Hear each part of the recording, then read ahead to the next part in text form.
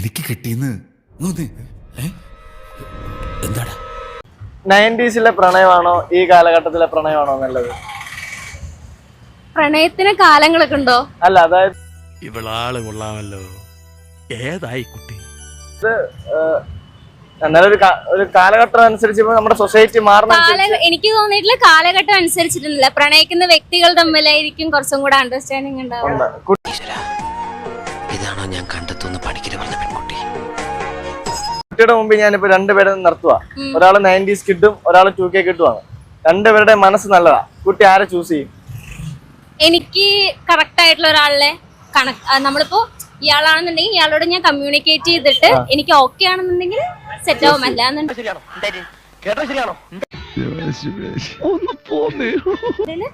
വേണ്ടാന്ന് പറഞ്ഞു പോകും. നമുക്ക് അണ്ടർസ്റ്റാൻഡിങ് ഉണ്ടെങ്കിലല്ലേ ആ റിലേഷൻ മുന്നോട്ട് കൊണ്ടുപോയിട്ട് കാര്യമുള്ളൂ. അതില് ഇത് വേറെ നോക്കേണ്ട ആവശ്യമില്ല. 90s ആണോ 2K ആണോ നോക്കേണ്ട ആവശ്യമില്ല.